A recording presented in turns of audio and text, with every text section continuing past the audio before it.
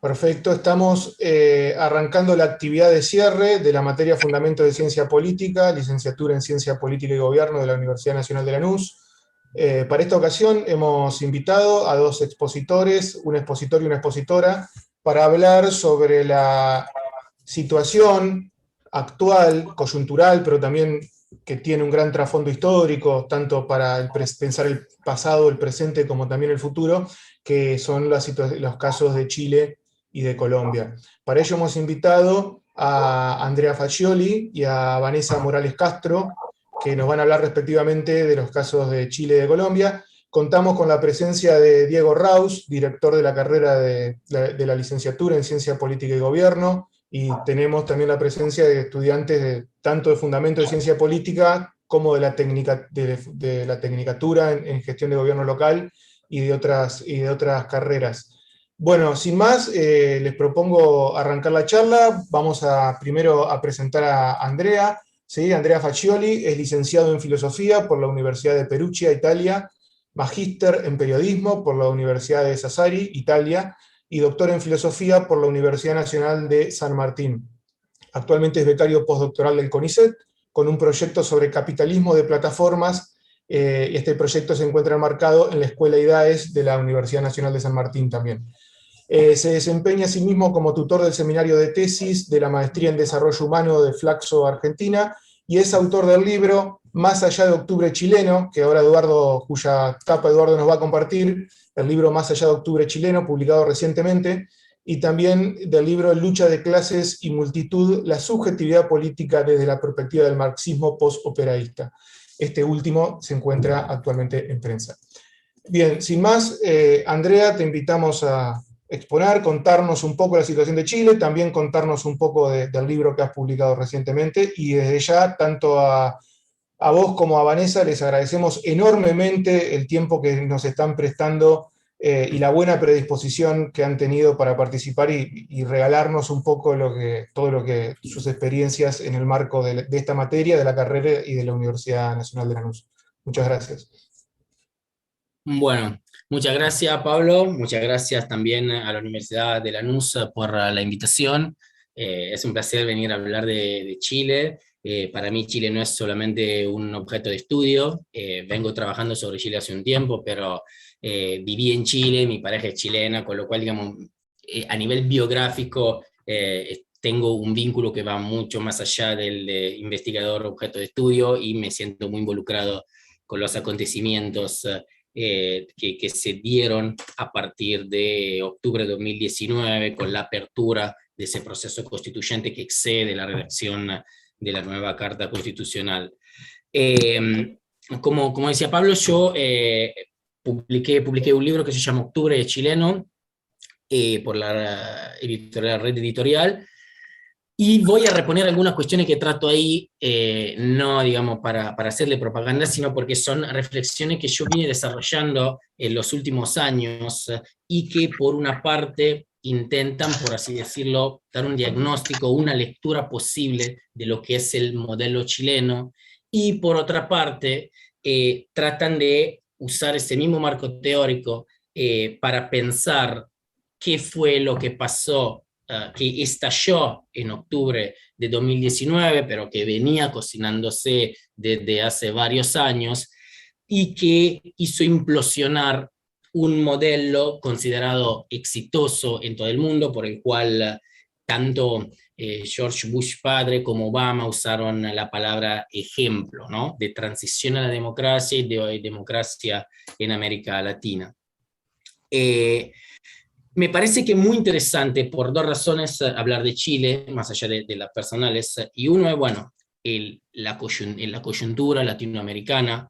Es una, digamos, es algo enorme, como intervino, digamos, en la coyuntura de 2019, en un momento regresivo para la mayoría de los movimientos, pero también si pensamos en términos de lo que se puede definir un giro postcolonial de la teoría política, pienso en un pancarta que se vio en Chile, que dio la vuelta al mundo y que decía: el neoliberalismo nació en Chile, el neoliberalismo va a morir en Chile, ¿no? Y entonces, si nosotros miramos a lo largo de la modernidad, muchas veces al contrario de lo que se pensaba desde la teoría, ¿no? Pensamos en la idea de Hegel, de historia, que desde Europa se va extendiendo hacia afuera, ¿no? Y los límites, digamos, espaciales se vuelven límites cronológicos, estadios distintos de desarrollo. En realidad vemos que muchas veces la metrópoli testeó en la colonia modelo que después volvió a importar. Y esto posiblemente podemos atribuirlo al caso chileno. Las cuestiones que, digamos, el texto se compone de 3 ensayos, sí me parece que son las cuestiones que es importante reponer desde mi punto de vista. En primera instancia, es importante reconstruir la emergencia, tanto desde el punto de vista histórico como desde el punto de vista conceptual del modelo chileno. En el momento en que, iba a decir cae Allende, no se tropezó, lo tiraron abajo, en el momento del golpe, los digamos, actores involucrados en el golpe no tenían algo que los aunara más allá de un anti-allendismo, más allá de la voluntad de tirar abajo la experiencia de la unidad popular.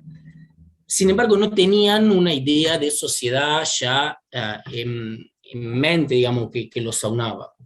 Y de hecho estaban en juego 3 posibilidades, según reconstruyeron algunos autores. En particular, a mí me parece interesante la reconstrucción que hace Tomás Muliández, un sociólogo. Y esas 3 opciones eran volver atrás, no solo antes del gobierno de la Unión Popular, sino volver a un esquema conservador que cancelara inclusive la reforma agraria del primer gobierno, del gobierno de Frei Padre, Frei Montalva. Y por el otro lado había un esquema fundacional. Este esquema fundacional podía tener un desenlace nacional o un desenlace liberal.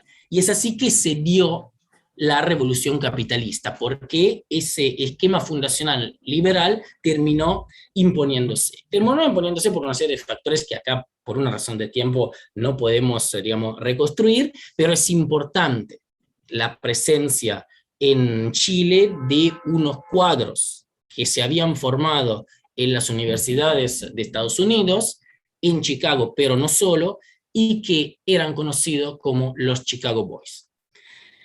Por otra parte, a esta altura, digamos, del debate del partido, es poco más que una obviedad decir que el neoliberalismo no es solamente, por lo menos, un conjunto de medidas económicas.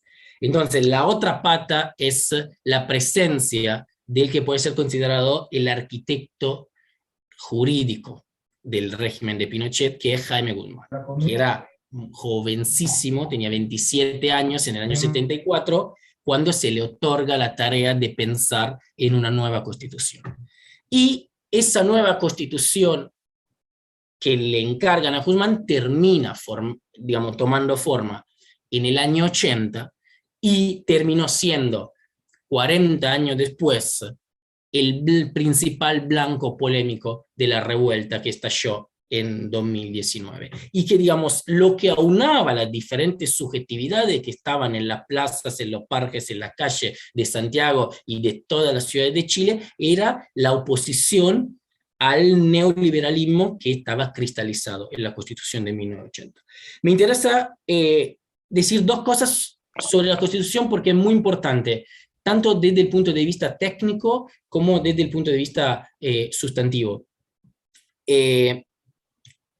La Constitución es una Constitución blindada, rígida, que, digamos, tiene varios cerrojos, le dice Fernando Atria, uno de los principales constitucionalistas críticos de Chile, que en este momento es constituyente, y que hacían, de hecho, imposible pensar en una reforma sustantiva. Y en eso entra, digamos, un esquema, una ley electoral binominal que ha sido cambiada hace poco y que de hecho aseguraba desde el vamos un empate a las fuerzas políticas, la presencia de un tribunal constitucional que podía, sí, ex post, podía, digamos, podía tirar abajo si es que un proyecto de reforma lograra, digamos, evitar los obstáculos de la Constitución misma. Por otra parte, es interesante pensar lo que es desde el sustantivo de la Constitución, una Constitución que ha sido llamada una Constitución económica.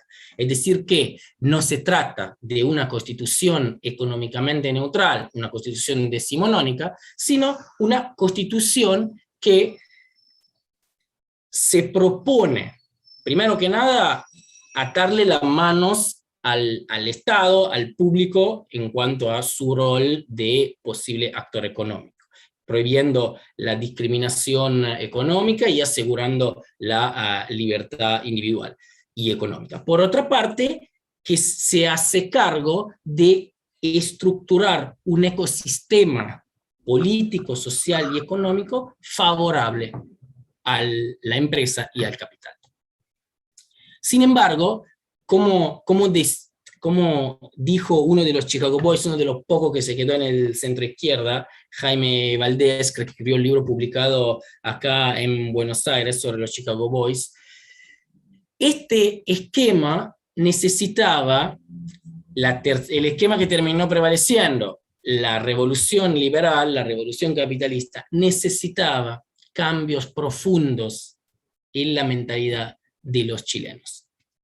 En este sentido, es muy importante, digamos, lo que se pensó para estructurar, digamos, un Chile que sobreviviera a la dictadura misma, porque la lucidez de Guzmán ha sido pensar una sobrevivencia del modelo económico, del modelo Chile, a la dictadura, porque sabía que no podía durar la dictadura in eterno. Y entonces se preocupó de pensar una manera en que la democracia no era rechazada, excluida, pero que no pudiera atar la libertad económica. Y a la vez pensar un esquema en el cual se produjera constantemente un sujeto económico que pudiera habitar ese ecosistema construido en la arquitectura institucional de Guzmán. En ese sentido, eso, hasta acá, digamos, yo un poco reconstruyo lo que pasó. Mi lectura es que a partir de los debates actuales sobre acumulación originaria, ¿no?, de la cual se habla muchísimo en el capítulo 24 del Capital de Marx, pienso la producción de esa subjetividad en términos de, digamos, acumulación originaria del polo subjetivo. ¿A qué me refiero? Cuando Marx analiza la primera modernidad inglesa, se refiere a una acumulación de bienes, ¿no?, las enclosures, un cerco, se expulsaba a la gente y se acumulaban, digamos, medios de producción.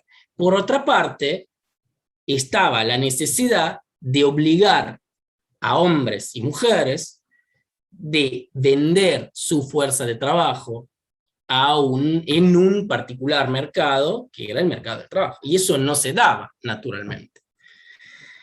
Entonces, si nosotros pensamos en toda la línea del debate Foucaultiano sobre el neoliberalismo, ¿no?, uno de los aspectos centrales del neoliberalismo es la producción de una sociedad de microemprendedores, la célula de la sociedad es la empresa.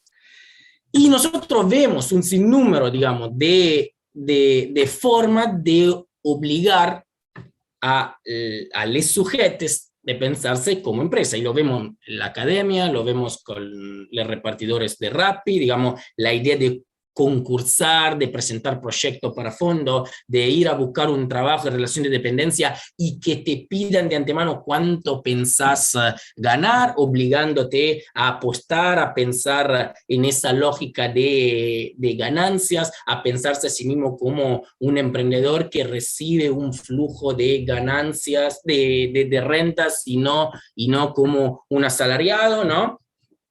Eso, si nosotros damos por descontado esto, o sea, pensamos que este esquema que supo ver Foucault reconstruyendo todos esos debates, funciona para pensar el Chile contemporáneo, yo doy por descontado que sí, después si quieren podemos hablarlo, eso, pero acá no hay tiempo para extenderse más. Ese sujeto no existe en la naturaleza, al igual que no existía el trabajador asalariado en la naturaleza que piensa Marx. Entonces, siendo que esa lectura de Marx de la acumulación originaria ha sido liberada un poco de la primera modernidad inglesa en muchos debates que a mí me interesan particularmente, y ha sido aplicada para pensar el presente, a mí me pareció muy fecundo pensar ese esquema, tanto, bueno, para pensar el saqueo de bienes públicos que en algún caso reconstruyen, digamos, reproducen aquello que se habían dado en la primera modernidad inglesa, y por otra parte hay forma nueva de acumulación, ¿no? Pensamos en todo el sistema de las patentes, pensamos en la privatización de sectores de los cuales se hacía cargo el sistema de bienestar, el estado de bienestar, y que de cierto momento pasan a ser apropiados, ¿no? Y pasan a ser servicios pagos, Por otra parte, me interesan todos esos dispositivos que funcionaron para producir este homo economicus, como lo llama Foucault, neoliberal. Entonces ahí me parece interesante pensar que por un lado sí funcionó la violencia de la dictadura, entonces funcionaron los tanques en la calle, funcionaron las desapariciones, las violaciones, los presos y las presas, la gente, los militantes en exilio. También hubo formas de presiones más blandas sobre, digamos, esa capa media de la sociedad que había en un principio apoyado el golpe, pero no apoyaba abiertamente, digamos, la dictadura. Pero lo que me interesa pensar a mí es que se dio en el espacio público, se produjo voluntariamente, obviamente esa era la idea, después la vida de los sujetos que están, digamos, sometidos a estas operaciones desborda constantemente estos dispositivos, pero se produce un orden del discurso, lo llamaría en términos Foucaultianos, a partir del cual se da si uno se sitúa al nivel del discurso, hay lo verdadero y lo falso no están puestos en discusión. Y esto hizo el sistema, el modelo chileno, el esquema chileno, para producir estos sujetos. Y ahí nosotros lo podemos ver desde discursos oficiales, discursos de Pinochet en la televisión, los matinales. Nosotros vemos una serie de, digamos, soportes que vehicularon un discurso que excluía de lo que era legítimamente pensable todo lo que se salía del modelo económico cristalizado en la Constitución de 1980. Y entonces ahí me hago un pequeño salto adelante. Después me imagino que hablaremos más de la coyuntura, pero el Partido Comunista, el adjetivo comunista en Chile siempre ha sido usado, desde que yo conozco Chile, como descalificativo. En las últimas elecciones que han marcado, digamos, el derrumbe han sido caracterizadas por el derrumbe de todos los partidos que participaron en la transición, y el único partido que no solo no disminuyó los votos, sino que dobló, pasó del 4 al 8 más o menos, ha sido el Partido Comunista. Bueno, eso para, digamos, un dato, ¿no? Porque el Partido Comunista era excluido de facto de ese orden del discurso que tenía que funcionar en el esquema de Guzmán sin proscripciones, porque había que armar una democracia, pero una democracia que fuera, digamos, tal en la elección de los representantes, pero no en el ejercicio de sus funciones.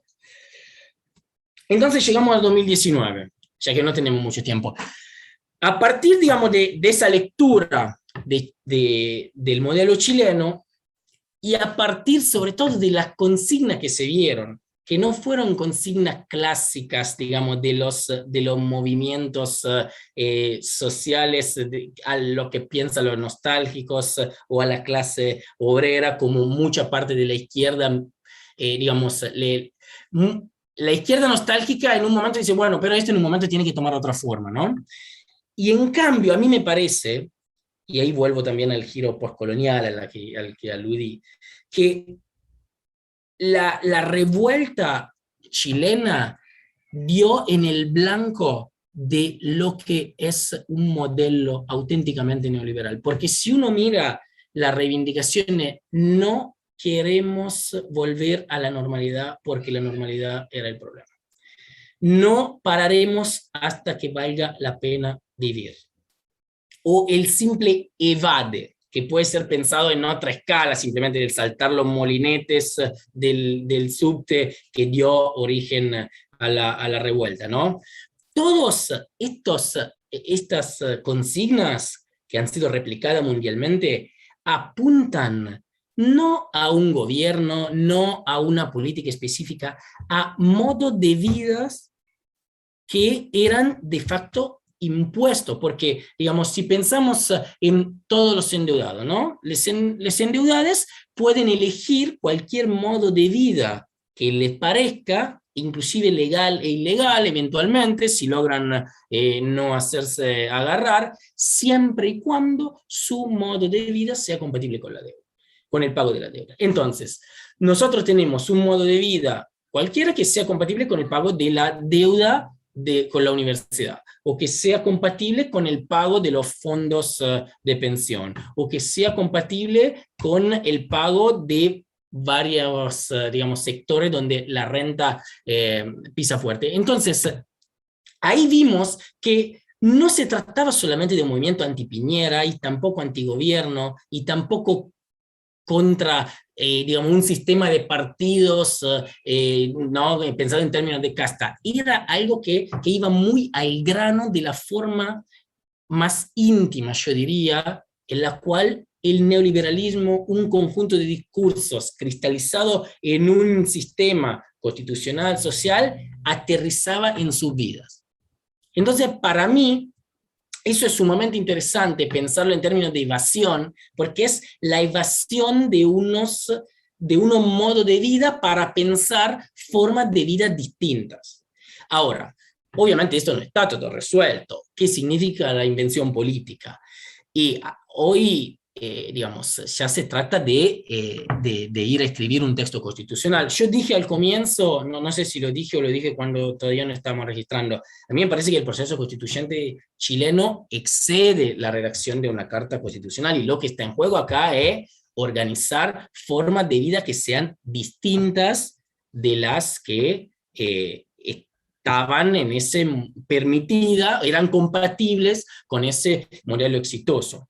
Y entonces, para volver un poco a un nivel de abstracción más alto, si pensamos, por ejemplo, una de las críticas que se le hizo a los movimientos desde la derecha y desde la izquierda, que no podían ser representables, entonces no eran políticos, y en algún momento tienen que volverse políticos, tienen que aceptar la representancia, tienen que entrar en el juego de alianza, y que en parte por ahí es cierto, pero en ese momento, digamos, si nosotros pensamos, digamos, lo que un filósofo político italiano que se llama Giuseppe Duso llama el dispositivo conceptual de la modernidad, y que, digamos, el arquitrabe de la estructura conceptual de la modernidad. El concepto de representación, que se encuentra en el centro de este dispositivo, tiene dos funciones. Una función representativa, y que, digamos, bueno, las personas que son elegidas tienen que ir a representar al pueblo en una determinada sede. Pero por otra parte, siendo que un sujeto colectivo no existe si no puede ser representado, el representante tiene también una dimensión formativa de lo que es una multiplicidad de sujetos que se unen en un sujeto colectivo. Entonces, ese representante da forma ex post al sujeto colectivo formado por una multiplicidad de sujetos que lo autorizaron a representar. Y ahí me parece muy interesante que, en principio, hay una pluralidad de movimientos en Chile que se articulan solamente en algunos momentos, no tienen, digamos, una organización estable, lograron participar de distintas maneras en las elecciones para las constituyentes y lograron, cosa que a mí me sorprendió para bien, yo pensaba que las aceitadas máquinas electorales de los partidos y de las coaliciones lograran, digamos, eh, sustraer a esa multitud, a mí me gusta usar el concepto de multitud, digamos, que se ganó con el cuerpo la nueva constitución, y no. Pero ahora se trata de escribir la constitución, ¿no? Y en este caso, tienen de alguna manera que entrar en el juego de la representación, de la dimensión representativa, sin, para mí este es el gran desafío, entrar por completo en la dimensión formativa y mantenerse múltiple, porque esta ha sido su fuerza. Repito, hasta el momento, desde una perspectiva que se sitúa en la otra vereda respecto de los partidos de la transición chilena y del neoliberalismo, me han sorprendido siempre para bien, pero ahora el proceso, que repito, es solo una parte, pero de redacción de la nueva Carta Constitucional, empezó recién el domingo. Y el lunes tuvieron problemas técnicos, me parece que no se pudieron directamente juntar. Entonces estamos ahí. Se dieron cosas muy interesantes. Por ejemplo, la elección de una mujer mapuche como presidenta de la Convención Constituyente, que hizo alusión a toda la multiplicidad de sujetos que están involucrados en la redacción de la nueva Constitución y que ha parlato de una nueva fundación.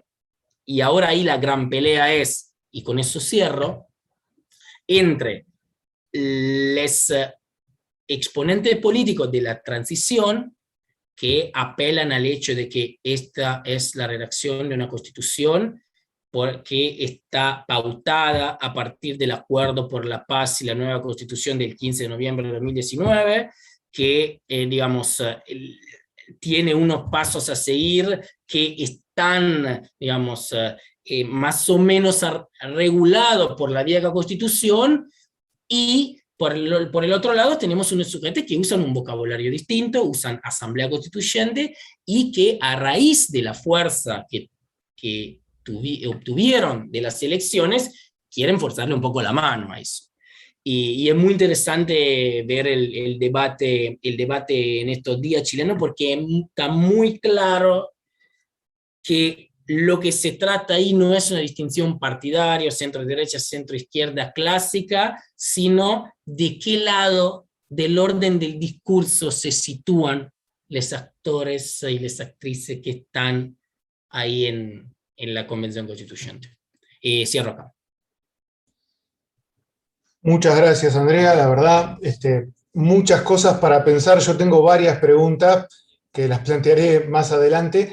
Pero antes tenemos la exposición a continuación de Vanessa Morales Castro. Les damos la bienvenida a quienes se fueron sumando durante la exposición de Andrea. Quería, antes de continuar con la exposición de Vanessa, preguntarle a Diego, que me dijo que tenía que retirarse a las 20 horas, si quiere hacer alguna intervención, tiene alguna pregunta para dejarnos, antes de que, por ahí, para aprovechar el espacio. No, muy simplemente saludarlos, felicitarlos por esta iniciativa. Siempre sostenemos que la universidad no solo son las aulas y las clases de tal hora a tal hora, sino que también son estas formas de organizar charlas, debates, invitar gente. Creo que estamos en América Latina en un momento, bueno, América Latina siempre estuvo en movimiento, nunca estuvimos tranquilos, pero lo que se observa en este año, 2 años a esta parte, es ciertos procesos de cambio bastante importantes, ¿no? No casualmente los expositores están hablando de Chile y Colombia, 2 países donde la economía de mercado y la política y la cultura, ¿no? Andrea hablaba de la subjetividad neoliberal, son muy, muy importantes, ¿no? hay un politólogo chileno, amigo nuestro, de Eduardo, lo hemos traído a Lanús varias veces, quizás Andrea lo conoces, Juan Carlos Gómez Leighton, que habla de, dice Chile, tiene un texto, ¿no? Chile, neoliberalismo triunfante, ¿no? No solo porque hay una economía de mercado, partidos, etcétera, gobiernos de neoliberales, sino porque el neoliberalismo está intrincado, ¿no?, en la sociedad chilena, en gran parte de la sociedad chilena, ¿no? Bueno, y en Colombia ni hablar también, ¿no? Pero casualmente, no casualmente, quiero decir, son dos países que han tenido revueltas muy importantes en este año y medio para atrás, ¿no? Revueltas que no casualmente, digo, ahora sí están protagonizadas por generaciones jóvenes, ¿sí? Por generaciones jóvenes que están siendo realmente los sacrificados de este modelo, ¿no?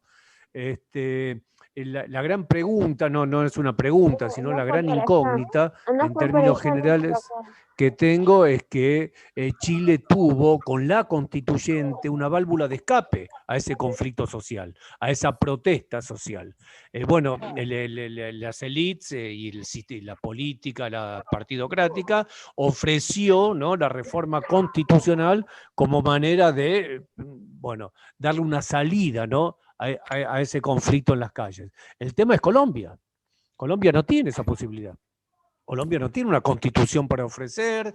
Colombia directamente tiene su estructura muy concentrada, muy oligárquica, pero como ya decía Carlos Marx, ninguna clase está dispuesta a sacrificarse y a dejar lo que ha logrado. Así que es una buena elección este panel entre Colombia y Chile. Son los dos países que en nuestra región sur ofrecen, bueno, Brasil también, ¿no? Perú hace un rato, por eso digo, América Latina nunca deja de moverse, ¿no? Pero ofrecen un escenario político muy interesante, muy de cambio transicional, que es lo más difícil, ¿no? Porque cuando empiezan transiciones uno no tiene certeza de hacia dónde va a ir la cosa, ¿no? Así que los saludo a Andrea y Vanessa, muchas gracias por esta intervención, y bien Pablo, Eduardo, por esta iniciativa. Gracias. Gracias. A vos, Diego, gracias. Bueno, justo lo que planteaba Diego al final en su intervención sobre Colombia nos da el pie para la exposición de Vanessa, que la va a presentar Eduardo. Bueno, gracias Andrea por tu clarísima exposición. Bienvenida Vanessa, gracias también por ponerte a disposición de este encuentro, de esta charla. Vanessa Morales Castro es magíster en estudios sociales latinoamericanos, es trabajadora social egresada de la Universidad Nacional de Colombia. Actualmente es becaria doctoral del CONICET e investigadora del Instituto de Estudios de América Latina y el Caribe de la Universidad de Buenos Aires. Vanessa integra el Observatorio Electoral de América Latina y el grupo de trabajo Claxo, Élites Empresariales, Estado y Dominación. Es docente invitada en la Cátedra de Historia de América Latina en la Universidad de Quilmes, en la Cátedra de Sociología Política de América Latina de la misma universidad, y ha participado en proyectos de investigación en torno a violencia rural, cuestión agraria, vinculación entre las élites, el Estado y las políticas públicas. Y ahora nos honra con su presencia y le damos paso para que comience su exposición sobre el tema Colombia. Gracias, Vanessa. Bueno, buenas noches a todos. Gracias por la invitación, a Eduardo, a Pablo, a Diego también por las palabras y bueno, a la universidad. Celebro que se realicen estos espacios donde podemos encontrarnos desde América Latina para pensar la región y los procesos políticos. Mi exposición la pensé, digamos, en dos dimensiones. Una dimensión que intenta recuperar elementos históricos que me parece hacen a la comprensión de lo que está pasando en Colombia hoy. Y un segundo momento, que digamos, quiero centrarme en la crisis que estalló después de las jornadas del 28 de abril, o el paro nacional. La pregunta, ¿no? ¿Cómo entender entonces lo que está pasando en Colombia? Cuando hablo de los elementos, digamos, de análisis más estructurales, quiero hacer referencia fundamentalmente a tres. Uno que tiene que ver con un conflicto armado. Recordemos que Colombia vive en un conflicto armado hace más de 60 años, digamos, haciendo un análisis donde, digamos, existe cierto consenso, porque, digamos, la historiografía debate mucho, ¿no?, sobre en dónde comienza el conflicto armado. Luego también hacer una alusión al modelo de acumulación, que también está acompañado con un determinado tipo de Estado, digamos, estos tres elementos como telones de fondo, o, si se quiere, estructuras que terminan de alguna manera surgiendo con mucha fuerza en el paro nacional. Bueno, el primer eje sobre el conflicto armado, como ya lo dije, bueno, es un conflicto que se sitúa, ¿no?, el origen más o menos a mitad del siglo pasado. Es un conflicto que tiene múltiples causas, sin embargo, una causa central tiene que ver con el proyecto de modernización capitalista y cómo se encaró este proceso de modernización. Luego, evidentemente, la modernización capitalista también impacta, ¿no?, el desarrollo de la dinámica política, pero sin embargo, este proceso de modernización tuvo unas características. La primera de ellas es, digamos que es de alguna manera tardío si se compara con otros países de América Latina como Brasil, como Argentina mismo, como Chile.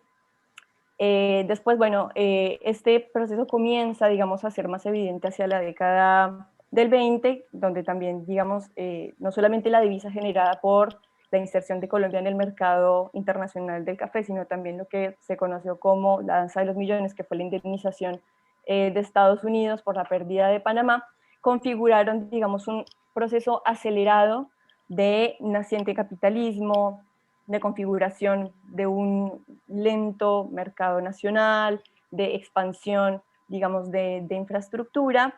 Y digamos que frente a estos cambios que de alguna manera fueron repentinos, desde muy tempranamente el Estado configuró una respuesta, digamos, específica frente a estas transformaciones que lógicamente también tenían un correlato en la dimensión social, y la respuesta fue la represión, siempre fue, digamos, la violencia.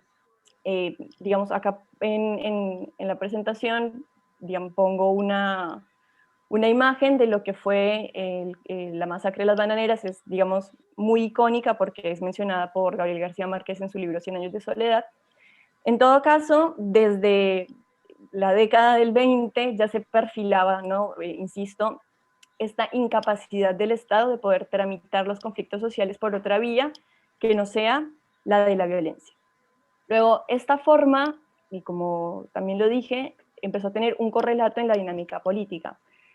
La dinámica política en Colombia, digamos, se caracterizó, y vuelvo y lo pongo, digamos, en el marco regional, a diferencia de otros países de América Latina, por la rápida consolidación de partidos políticos de alcance nacional que lograron monopolizar la escena político-electoral a lo largo del siglo XIX y también a lo largo del siglo XX. Esos partidos, igual sí hay que caracterizarlos, eran partidos aristocráticos, los cuales fundamentaban su poder en la tenencia de la tierra, y que sin embargo, a pesar de ser partidos aristocráticos, desde muy temprano, entre ellos, protagonizaron una serie de guerras civiles. Durante el siglo XIX se cuentan 8 guerras civiles de alcance nacional, 40 guerras civiles de alcance local, pero que sin embargo estas disputas, podríamos decirlo, intraoligárquicas, también hacen a la explosión de ese conflicto en la década de los 50 al no ponerse de acuerdo sobre cómo poder encarar efectivamente los cambios que se estaban sucediendo, las demandas, digamos, del sector obrero, sindicalización, universalización de la educación, universalización del voto. Digamos, históricamente la salida que se encontró o que encontraron las élites a estas guerras casi que fratricidas entre ellas, siempre fue el pacto de élites. Y digamos que el pacto de las élites ha sido una constante en la política colombiana, con las consecuencias negativas de un cierre del universo político, o sea, una incapacidad de poder incorporar de forma efectiva a los sectores populares en la participación de la vida política, o al menos una gran parte de ellos.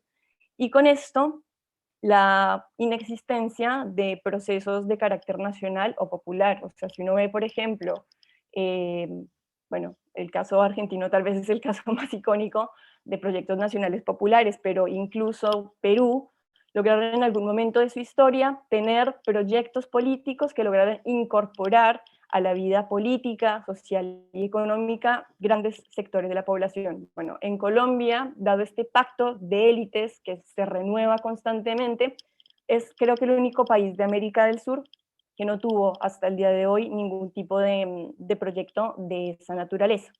Con lo cual, entonces, tenemos también una forma de captura del Estado con una característica particular de participación política, un universo cerrado donde únicamente determinados tipos de proyectos políticos son los que pueden llegar, digamos, al poder. Luego, para hablar, y pues, digamos, no irme quedando mucho sobre esta dimensión y pasar a la dimensión sobre el modelo de acumulación, decía entonces, el Estado de alguna manera siempre estuvo capturado por estas élites, élites aristocráticas que nunca tuvieron, digamos, en su espíritu y a falta también de proyectos nacionales y populares, la necesidad de impulsar y encarar proyectos, por ejemplo, de industrialización, proyectos de modernización económica, incluso, bueno, también, insisto, de modernización política. Esto se tradujo en una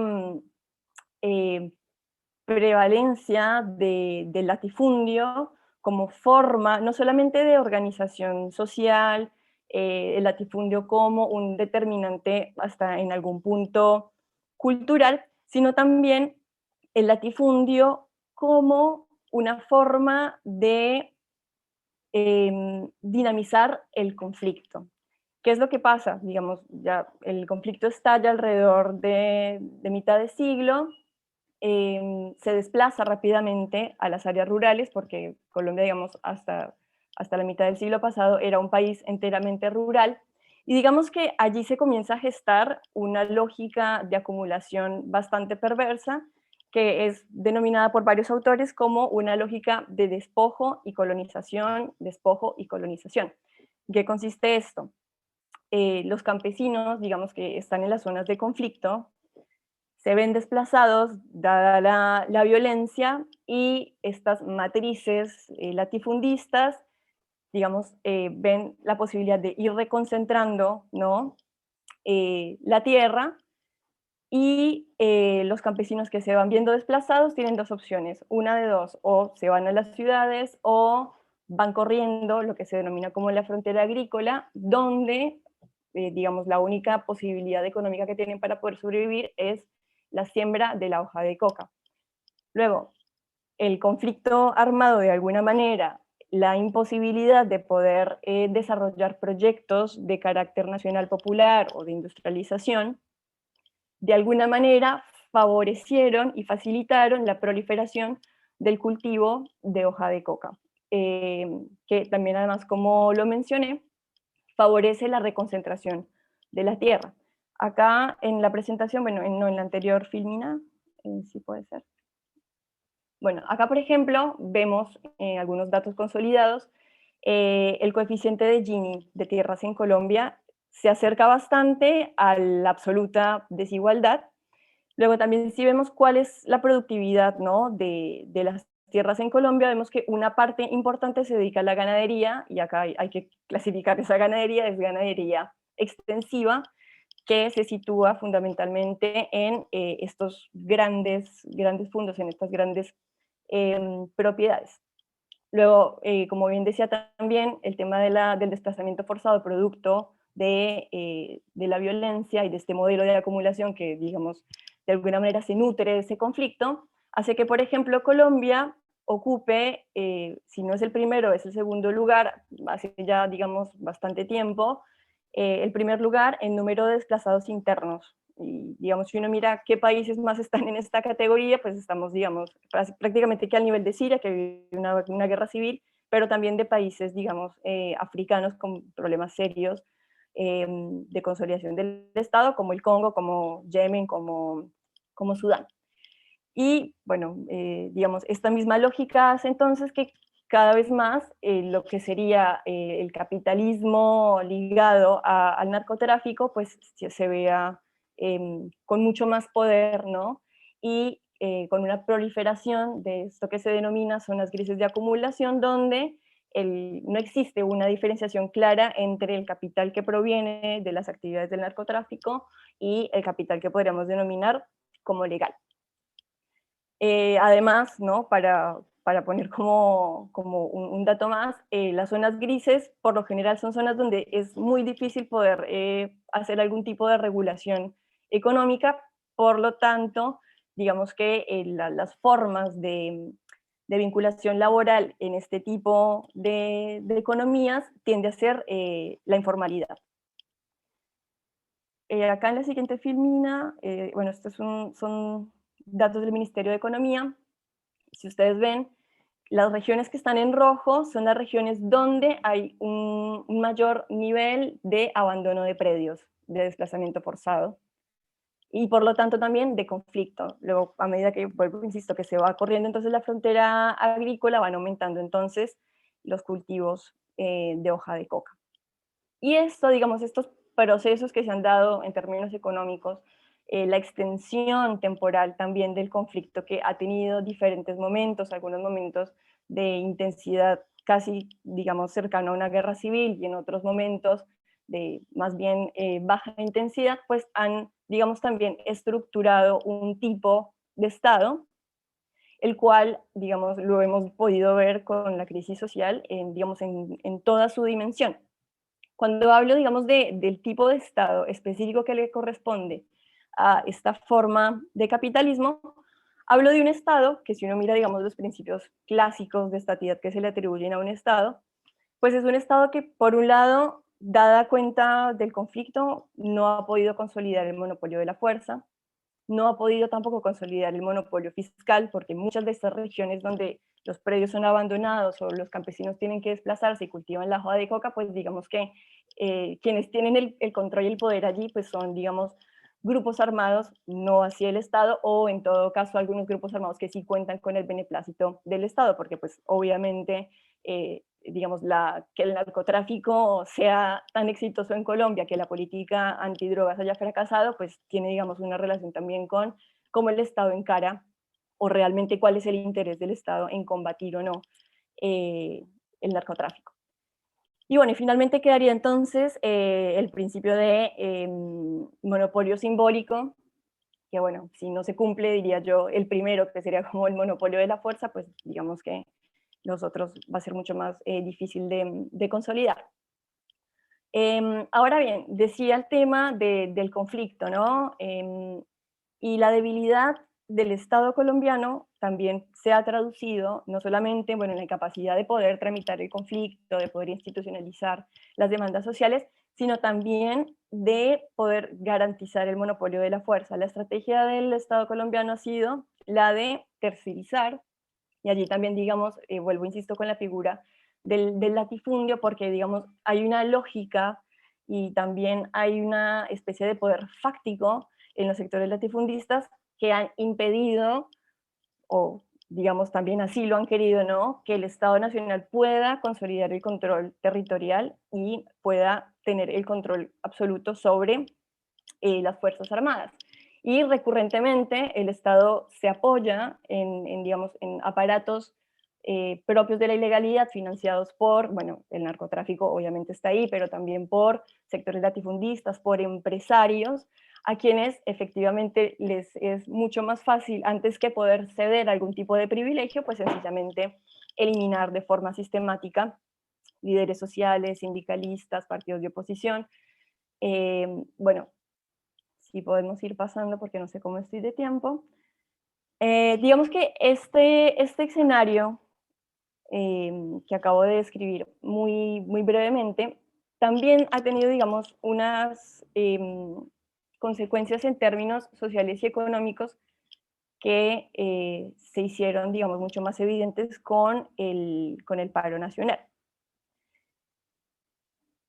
Colombia ha sido, digamos, dada cuenta de la falta de un proceso de modernización, con lo que también implica organización política de los sectores populares, un país donde las políticas de ajuste se han podido implementar hace décadas de forma ininterrumpida, sin una resistencia, digamos, significativa. Si uno mira entonces, por ejemplo, las cifras a 2019, antes de la pandemia, Colombia es el segundo país más desigual de América Latina. La informalidad alcanza el 62%. A 2019 teníamos 7 millones de desplazados internos por cuenta del conflicto armado.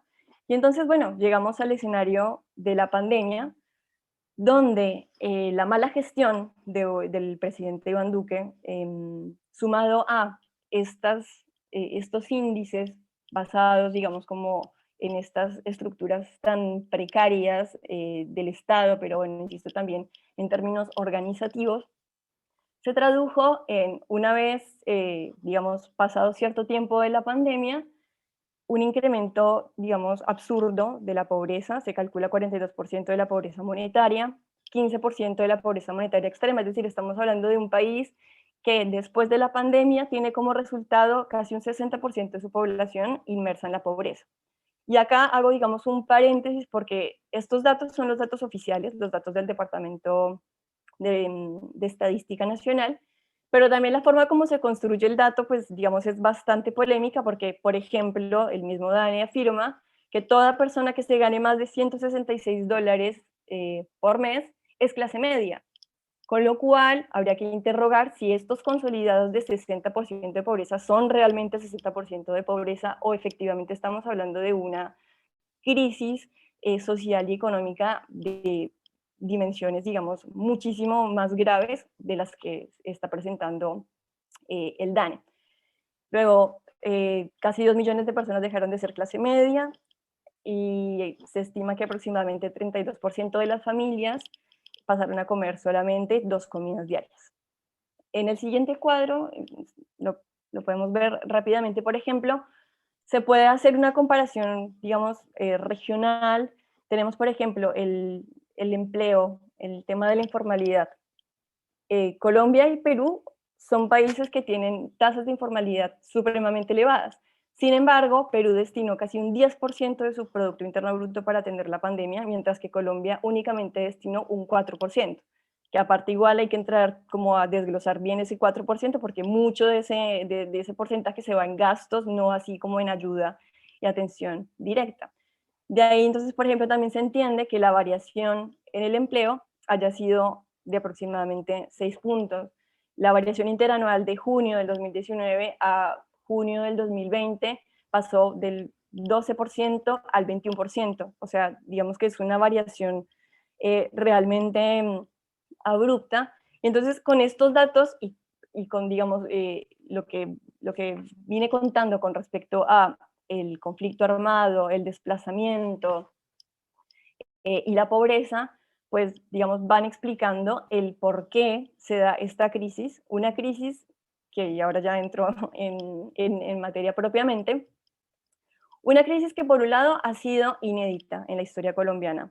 Por un lado, porque, insisto, digamos, a falta de estos proyectos nacionales populares, a falta de industrialización y por lo tanto de existencia de organizaciones que puedan nuclear a los sectores urbanos, no habíamos tenido, digamos, unas jornadas de movilización de alcance nacional, por un lado, como las que tuvimos, pero tampoco que se extendieran en el tiempo. Estamos hablando que el paro logró, aún hoy todavía, digamos, hay manifestaciones y hay protestas, pero son más o menos 2 meses donde prácticamente a diario la ciudadanía salió a expresarse. El punto o la gota que rebasó la copa fue un proyecto de reforma tributaria que pretendía cubrir el hueco fiscal de estos 4 billones de pesos del Producto Interno Bruto que se iban a destinar a la atención de la pandemia. Una reforma tributaria que era completamente regresiva porque pretendía gravar la canasta básica, pretendía gravar los servicios funerarios en el medio de una pandemia y pretendía ampliar, digamos, la base de tributación. Entonces, bueno, digamos como que, ¿cuál es el límite, no? ¿Cuál es el límite que tiene la sociedad para poder seguir cargándose con, digamos, políticas de ajuste que siguen reconcentrando la riqueza? Porque si estamos hablando de una sociedad donde más del 60% es pobre, pero es la segunda, el segundo país más desigual de América Latina, bueno, efectivamente ahí hay algo que, digamos, que no están dando. Luego, está bien, fue la reforma lo que rebasó, digamos, la copa, pero, digamos, la intensidad de la protesta da cuenta y está dando cuenta de, digamos, todos estos elementos que he tratado como de sintetizar el día de hoy. Y por eso insisto en que el proceso es inédito, pero también, digamos, el proceso tiene algunos problemas que, digamos, impiden de alguna manera poder tener una lectura más certera de lo que puede llegar a pasar. Porque de alguna manera hay muchos sectores que están saliendo, que salen, que protestan, pero que no están organizados en ningún tipo de estructura, llámese sindicato, llámese movimiento social.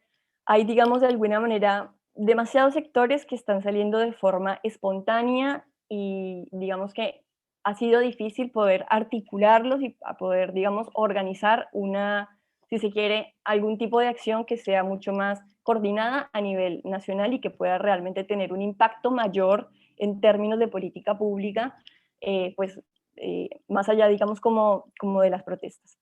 Después, por otra parte, tenemos también la inexistencia de objetivos claros, ¿no? O sea, digamos, lo que acabo de decir va de la mano con esto. Digamos, en un principio, bueno, estuvo tumbar la reforma tributaria, que efectivamente el gobierno tuvo que retirar la reforma porque fue completamente inviable, pero después la gente con el paso de los días comenzó a hablar de, bueno, la renuncia del presidente Iván Duque, después no, justo después de que en Chile sucediera lo de la constituyente, comenzaron a decir, no, lo que necesitamos es una nueva constituyente. Entonces, realmente es un proceso que de alguna manera está acéfalo y que, bueno, digamos que deja muchas incógnitas en a dónde puede llegar, ¿no? Como a derivar, porque efectivamente, si bien en Chile la constituyente no es la salida, pues en Colombia el cambio de gobierno tampoco lo es, porque estamos hablando de problemas estructurales que se arrastran y que están, digamos, completamente incrustados en la dinámica económica, en la dinámica política y que, digamos, me parece que superan con creces el tema de un gobierno de izquierda, un gobierno de centro, un gobierno de derecha. O sea, efectivamente superan, digamos, el plano político electoral. Y después hay que ver también el tema del Estado. Ya veníamos hablando, ¿no? Digamos, un Estado que por el conflicto, la extensión del conflicto, ha militarizado prácticamente casi todas sus esferas. Por ejemplo, entonces tenemos una policía que está completamente militarizada. La policía fue, digamos, la que se encargó de reprimir las protestas, y si uno mira entonces las cifras, en 2 meses la intensidad en términos de violaciones de derechos humanos superó lo que, por ejemplo, pasó en Chile. O sea, digamos, la magnitud de la violación de los derechos humanos incluso hizo que la CIDH visitara el país, y justamente hoy entregaron digamos, el informe de la visita, y efectivamente se corrobora que hubo uso desmedido de la fuerza. Se le recomienda al Estado que separe la policía, que tiene que ser un cuerpo civil, del Ministerio de Defensa, que tiene, digamos, una mirada militar, pero también invita al gobierno a que, digamos, merme la estigmatización de la protesta, que entienda que la protesta también es un derecho. Y bueno, y digamos que con esto entonces volvemos de vuelta un poco como al final, al principio, perdón. Estamos entonces ante un Estado que, por un lado, hasta el día de hoy no ha podido tramitar las demandas de la ciudadanía, que aparte son demandas básicas de cualquier sistema democrático, como lo es no solamente el derecho a la protesta, el derecho a la vida, sino el derecho a cuestiones básicas como salud, como educación, como empleo. Por otra parte, tenemos entonces de vuelta el Estado en su debilidad, haciendo uso o apoyándose en estructuras paramilitares, y por eso, digamos, si uno mira las noticias de lo que sucede en Colombia, la policía sale a operar con civiles que están armados, civiles que pueden disparar y, digamos, esa actuación queda en la completa impunidad porque cuenta con el beneplácito del Estado. Y bueno, y finalmente entonces queda el gran interrogante, ¿no? ¿Qué puede llegar a pasar de todo esto? Porque, digamos, las protestas, como bien lo dije, siguen. Tuvimos la visita de la CIDH, pero hoy, digamos, apenas salió, digamos, el informe, entonces ya el gobierno salió a decir, nosotros no vamos a permitir que hayan discursos que favorezcan la criminalidad. Entonces estamos como en un punto ciego, estamos como en un momento donde lo viejo no termina de morir y lo nuevo todavía no termina de nacer. Y en lo personal me parece que son estos momentos, digamos, bastante complicados porque a pesar de, digamos, de que la gente está en las calles, a pesar de que hay mucha inconformidad, pues no siempre las salidas a estas situaciones de tanta incertidumbre son por izquierda. Nosotros tenemos elecciones el próximo año, pero bueno, igual es un año, es poco, pero también, digamos, en términos políticos es mucho. Entonces, la verdad que no puedo no tengo más elementos ni formas para, digamos, poder prever algún posible escenario. Dejo por acá. Muchísimas gracias, Vanessa, la verdad, muy claro, muy pertinente. Creo que estas dos charlas, no sé qué dirán ustedes, pero que las dos exposiciones nos han permitido ver, tanto la de Andrea como la de Vanessa, nos han permitido ver la situación actual en un amplio espectro, ¿no? Más allá de lo inmediato y de la coyuntura, nos han permitido enmarcar lo que se está viviendo hoy en Chile y en Colombia en un contexto, en un proceso y en un contexto histórico, ¿no es cierto? Vamos a abrir ahora la ronda de preguntas. Había un par de intervenciones en el chat. Les pedimos, bueno, si quieren abrir sus micrófonos, presentarse y preguntar. Yo personalmente tengo una pregunta que voy a tratar de resumirla, y así también dejo espacio a los compañeros y compañeras que quieran intervenir, porque hay algo que estuvo sobrevolando las dos exposiciones, que lo mencionaron, era muy claro también en la exposición de Vanessa, y es que tanto Chile como Colombia, podríamos agregar Perú también, más allá de sus variables históricas, más allá de sus diferencias históricas, tienen dos puntos en común que están interrelacionados, que es la hegemonía de las políticas de liberalización del mercado, de liberalización económica, por un lado, y por el otro la falta, que es correlativo, ¿no es cierto?, la falta de un proyecto capaz de canalizar las demandas populares por diferentes variables históricas, en diferentes momentos también, ¿no es cierto? Falta de proyectos políticos capaz de canalizar las demandas populares y de los sectores urbanos. Y acá aparece una discusión cuando lo leemos, bueno, primero preguntar si se puede entender desde algo que hace mucho la ciencia política, que es el comparativismo, ¿no? Comparar casos y ver qué tienen en común y explicar por qué pasa eso en estos lugares y no en otros, ¿no? Cuando todo el continente está convulsionado, pero bueno, se dan estallidos sociales en unos contextos que tienen ciertos puntos en común, ¿no? Por lo menos estas dos grandes variables que son un poco abstractas, pero que nos permiten pensar. Pero también hay una cuestión que estas lecturas también nos llevan a leer el contexto chileno y colombiano desde las dicotomías, ¿no?, entre la organicidad y la inorganicidad, lo representable y lo irrepresentable, ¿no?, como bien marcaba Andrea en su exposición, y se tiende a leer, ¿no? Bueno, en qué momento esto se organiza en una propuesta más estructurada, en qué momento adquiere un cariz más político, hablando en términos clásicos, cuando también acá me parece que se está jugando, por lo que nos contaba Andrea, en Chile es clarísimo, digo, esto no es un problema económico solamente, no es un problema jurídico, a pesar de que se esté dando una reforma constitucional. Andrea dijo, si no lo interpreté bien, dijo, bueno, esto es un paso, pero no es todo.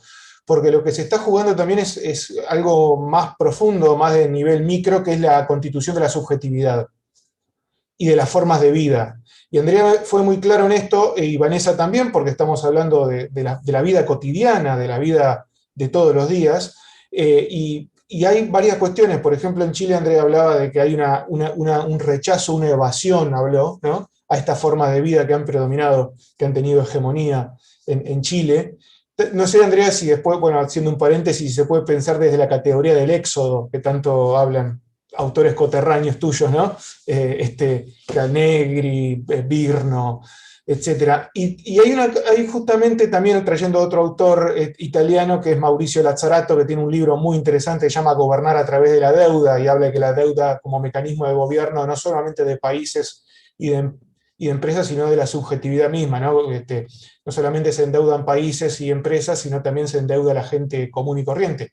Y es una forma de microgobierno, de gobernar y condicionar la conducta a nivel de las individualidades y de las relaciones sociales. Entonces, la pregunta, básicamente, es si podemos encontrar formas o es un interrogante, no sé si hay una respuesta, pero si podemos encontrar formas de unir, hablando en términos de gobierno, del gobierno en términos clásicos, del gobierno como un marco institucional, del gobierno como un conjunto de procedimientos, normas, instituciones, unir la práctica gubernamental, entendida en términos clásicos, con la práctica y las formas de microgobierno de las conductas, unir eso en un proyecto político, ¿no? Y pensar esto tanto en el marco de la representación, pero también más allá de la representación, porque también en Chile vemos que hay expresiones que no delegan o da la impresión que no delegan la representación a otras instancias, a los partidos políticos, a las instancias más clásicas de la democracia representativa, ¿no? Entonces, ¿cómo encontrar me parece que se está poniendo en juego esta idea, para pensar en términos de Michel Foucault también, esta articulación entre el gobierno de sí y el gobierno de los otros, ¿no? El gobierno de sí mismo, el gobierno de la propia conducta, de las formas de vida, cómo manejamos nuestra vida, y con qué valores, con qué creencias, en qué marco, y cómo, si eso es posible de articular con un gobierno o con formas de gobierno colectivas, ¿no? Articular lo micro con lo macro, ¿no? Porque hoy parece que está como escindido eso en un punto, ¿no? Lo micro de lo macro. Y está ya revueltas por abajo, que no tienen ninguna expresión a nivel de la representatividad política en términos clásicos. Digo, se puede leer así el problema, están estos puntos en común entre Chile y Colombia, también podemos agregar Perú, hay que ver cómo se resuelve la cuestión en estas elecciones, y si hace pensar también, si podemos pensar más allá de esta, o preguntar si es posible pensar más allá de esta dicotomía entre lo representable y lo no representable, lo orgánico, lo inorgánico, porque siempre en Chile también uno escucha crítica al proceso chileno y dice, bueno, esto lo que pasa es que no se puede organizar, son identidades que no se pueden estructurar y y ahí hay un campo, ¿no es cierto?, para que también cuando no hay tan poco nivel de organización, ese proceso se puede ser condicionado por otros factores de presión y de poder. Lo mismo para Colombia, ¿no? Entonces, bueno, pensar eso, ¿no?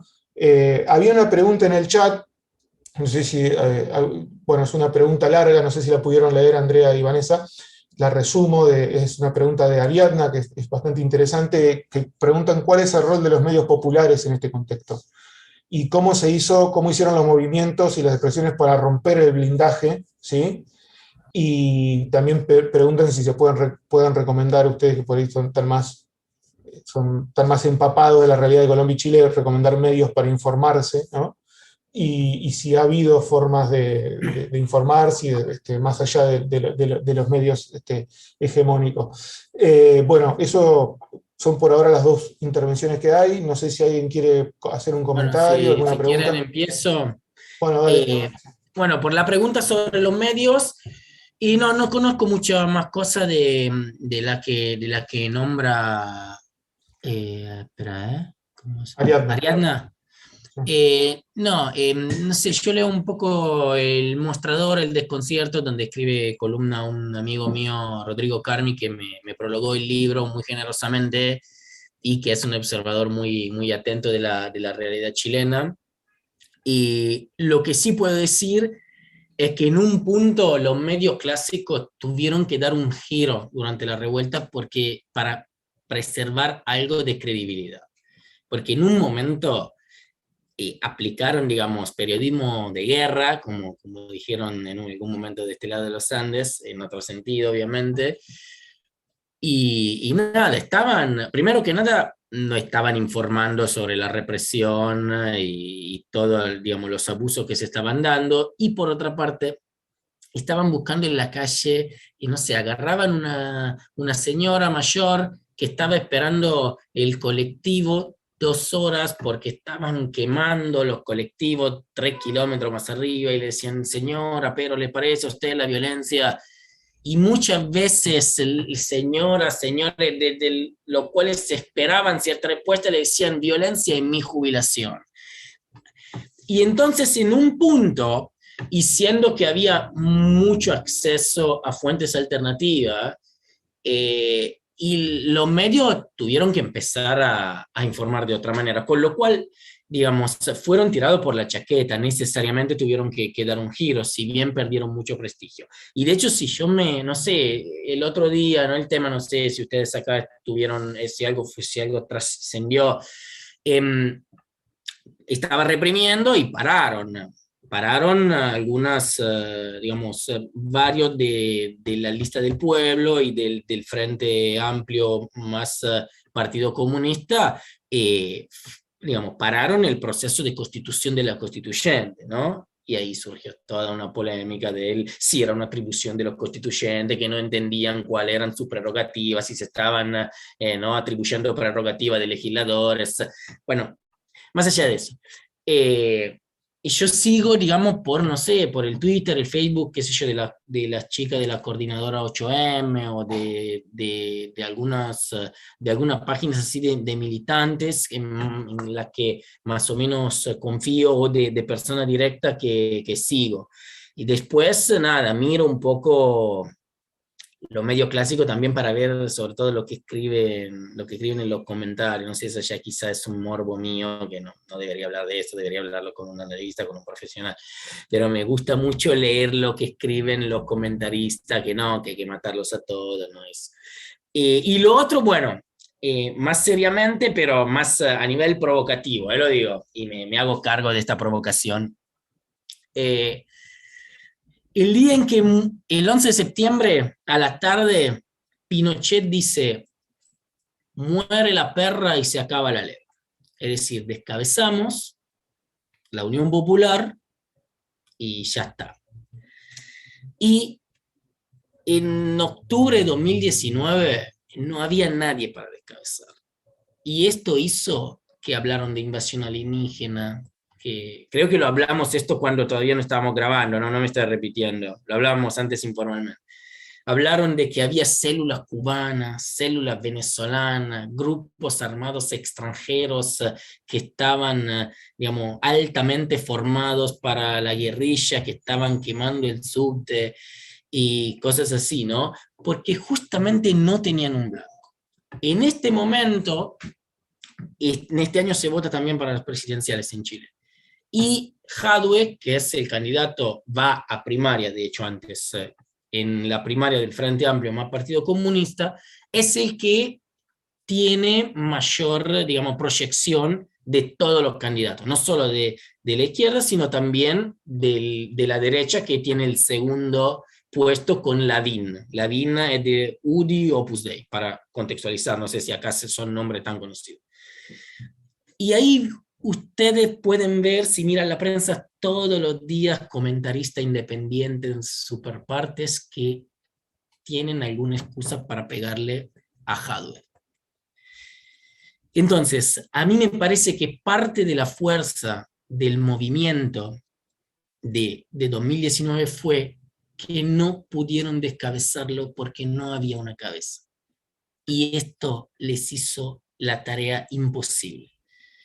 Segunda cosa, en un librito que publicó también Red Editorial, de un filósofo político italiano que se llama Massimo De Carolis, él formula la idea de que el neoliberalismo, abordando los debates y metiendo en la misma bolsa, en este caso, tanto el ordoliberalismo alemán como el neoliberalismo estadounidense, tiene un carácter vagamente paradójico, en la medida en que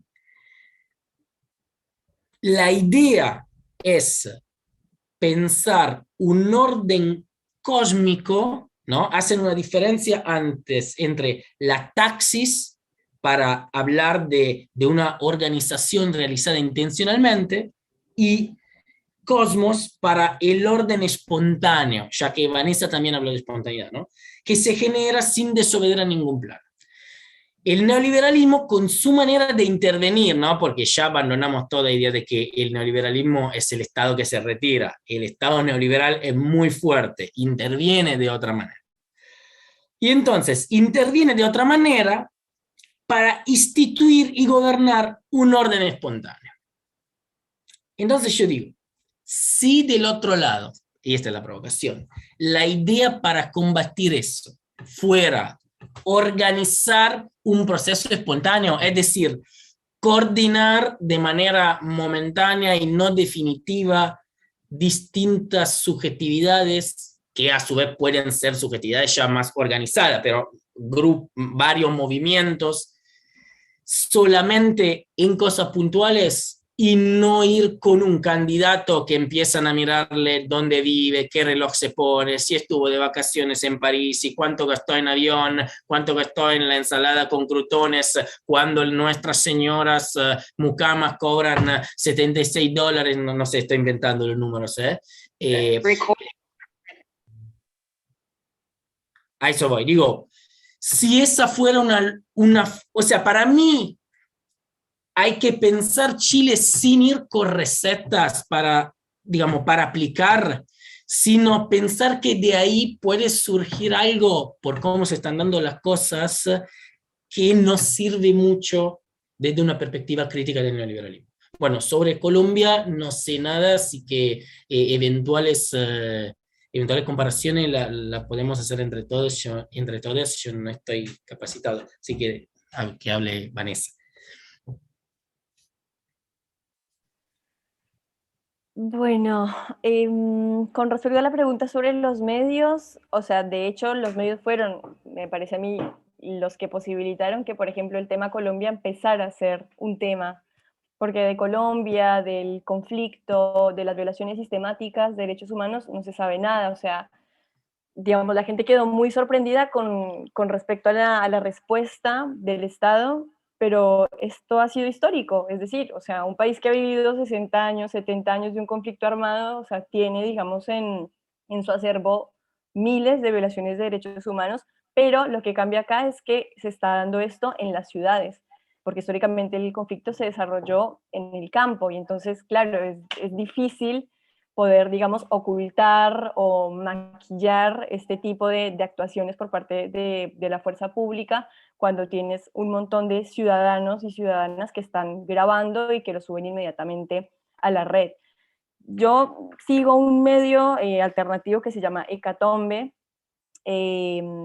porque realmente, o sea, digamos, los medios tradicionales y hegemónicos ni siquiera tuvieron, digamos, como lo que pasó en Chile, la decencia de más o menos relativizar lo que estaba pasando. O sea, digamos que también, o sea, también no quiero ser insistente con el tema del conflicto, pero es que me parece que hay, digamos, como un punto donde tanta violencia te corre el marco de lo que es permitido, de lo que es normal y lo que no es normal. Y digamos que en ese sentido, las cosas que pasan en Colombia realmente son de un realismo mágico, digamos que se queda corto con respecto a lo que escribió García Márquez, y digamos que los medios en ese sentido no tienen, digamos, ningún reparo, ninguna necesidad de matizar o de correrse un poco del rol que tienen asignado. Además, si uno mira también, ¿no?, a quiénes son los dueños, ¿no?, de estos medios, que son dos grandes holdings que acaparan prácticamente tanto la prensa como la televisión, y entonces, digamos, no tienen ningún problema, no tienen ninguna posibilidad de ser rebatidos, por lo menos al mismo nivel, por ningún otro medio de comunicación.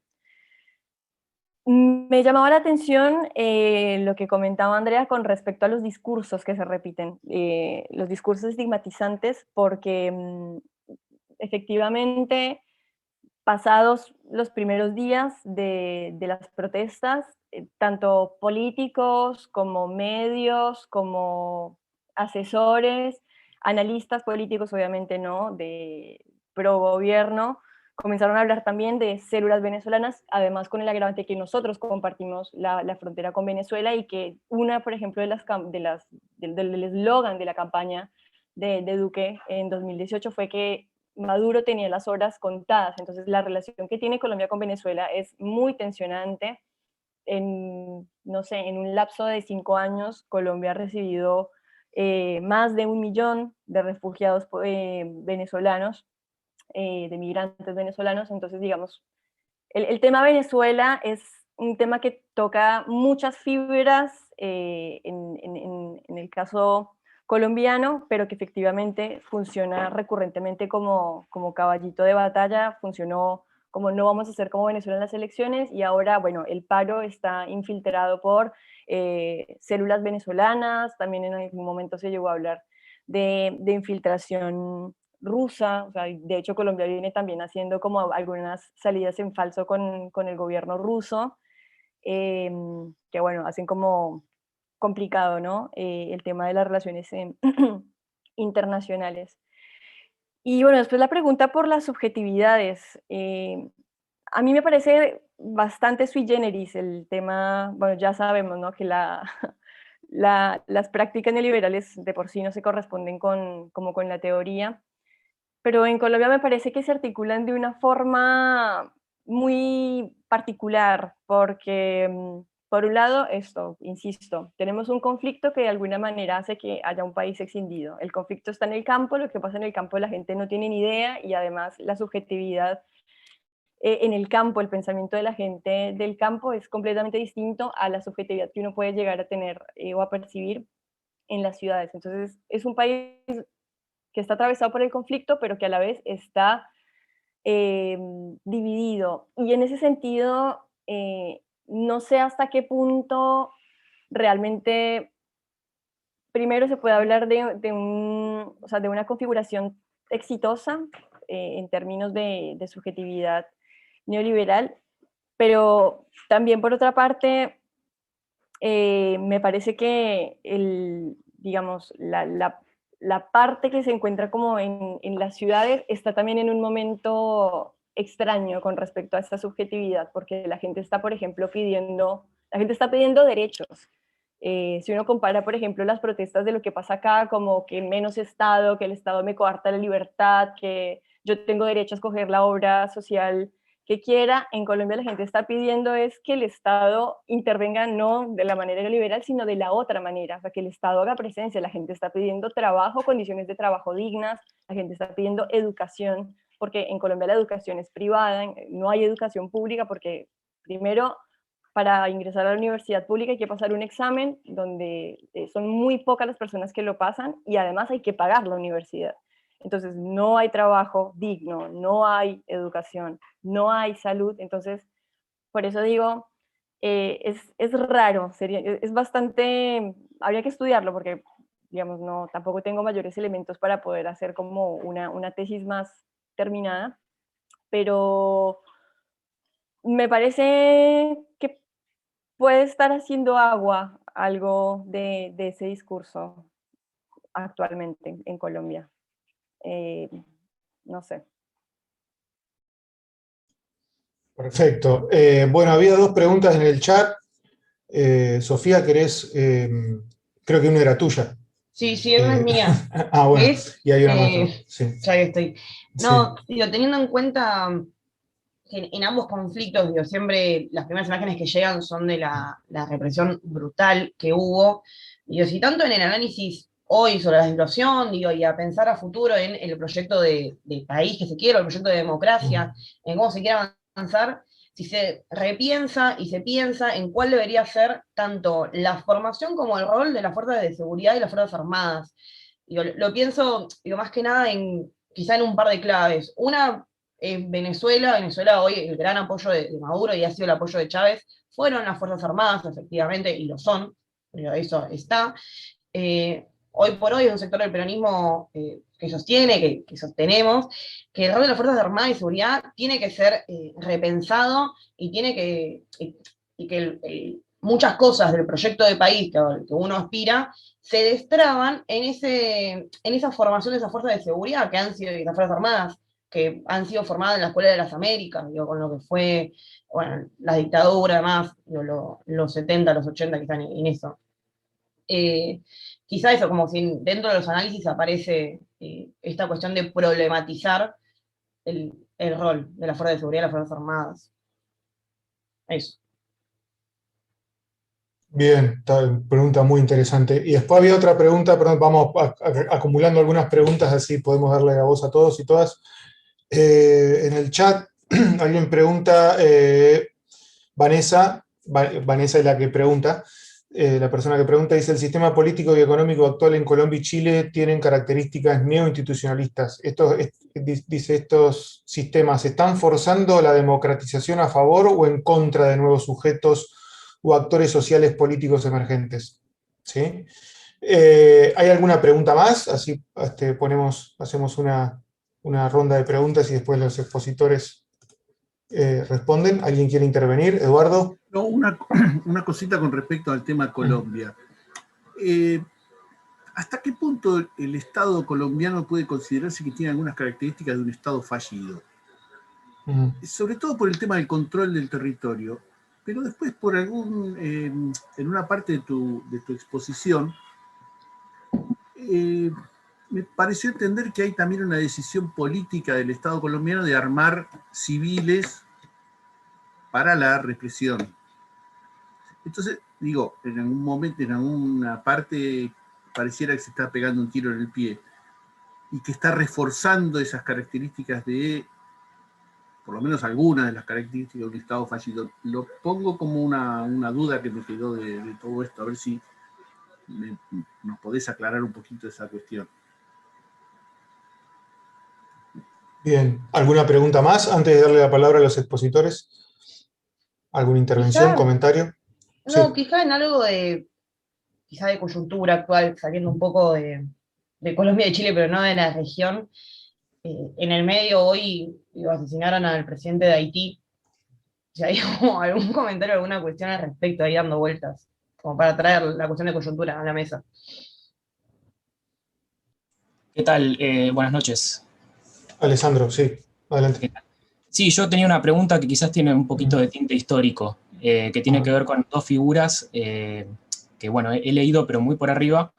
Una es Gaitán, en Colombia, y otra es Ibáñez del Campo, en Chile. Entonces, quería saber si estas dos figuras ocupan en los reclamos, ¿no?, en las manifestaciones que hay, algún lugar. Perfecto. Bien, le damos la palabra a Vanessa y Andrea. ¿Quién quiere empezar? Bueno, Andrea, ¿querés? No sé bien si puedo. Ibáñez del Campo, el general, digamos. Exacto, así es. Sí, el Ibáñez del Campo era, para contextualizar un poco, la persona que estaba a cargo del orden público en el momento en que Piñera decreta el estado de emergencia, el 19 de octubre. Obviamente apostaron inmediatamente todo a sembrar el miedo, palos y que la gente se vaya para su casa. Ahí es otro elemento que a mí me hace pensar que hicieron saltar todo fundamento del entramado conceptual de la modernidad porque desobedecieron, digamos, o sea, se trató de una desobediencia absoluta, radical, o sea, la desobediencia al mando, ¿no? Como que desactivar lo que es el poder sobre el cual se funda para Hobbes, digamos, ¿no? Yo más o menos cuando hablo de entramado conceptual de la modernidad pienso sobre todo en Hobbes, en, digamos, la obligación a obedecer. Bueno, primero que nada, eso. Piñera dice, estamos en guerra contra un enemigo invisible y poderoso, todo lo que veníamos diciendo, ¿no? Ahí están todos, están los grupos locales, está Venezuela, está Cuba, está... Y decreta el estado de excepción. Ibáñez del Campo inmediatamente se corre para el lado, dice, yo soy un hombre que está en paz, no estoy en guerra con nadie. Y ahí la sensación ha sido... no quiero, digamos, mandar fruta porque no sé bien, digamos, no estuve siguiendo mucho eso, pero la impresión es que Piñera quería meter a los militares en el medio y los militares salieron, se corrieron de alguna manera de este lugar, dejando en claro, nosotros no vamos a salir a aplastar una manifestación de calle. Ahora, no sé si el subtexto era, nos coparíamos con algo más, con un plan más serio, o no. Eso se puede especular sobre eso, pero yo no me atrevo a decir nada sobre eso. El hecho es que sí, lo dejó bastante expuesto con respecto a esta falta de apoyo.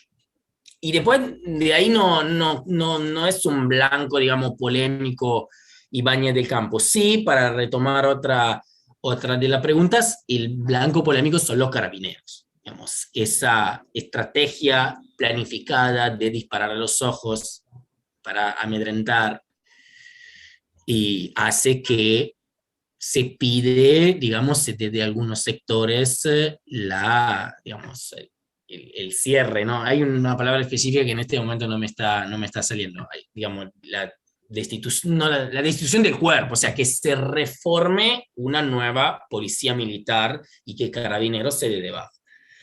No sé si eso es tan factible, digamos, en el corto mediano plazo, sobre todo. Pero bueno, esto es la relación con las fuerzas, con las Fuerzas Armadas. Otro tema muy candente que acá no emergió es el tema de los presos de las revueltas. Hay muchos presos de la revuelta con cargos inexistentes que están ahí esperando un juicio o con cosas, digamos, muy sumarias. Y de hecho el domingo una de las primeras reivindicaciones de la Convención Constituyente ha sido, bueno, tenemos que elevar un pedido para que salgan, para que se liberen los presos políticos de la revuelta. Y toda la prensa mainstream, ¿no? Inclusive la que juega a la prensa liberal y abierta, a los supuestos presos políticos, de las atribuciones que se está tomando esta convención constituyente, que no tienen claro lo que es. La pelea está muy ahí, digamos. Vuelvo a otro tema quizá más abstracto, ¿no? Pero la pelea está muy ahí entre qué es lo que se está haciendo. Y obviamente las relaciones de fuerza dijeron que esta es de facto una asamblea constituyente. Y eso.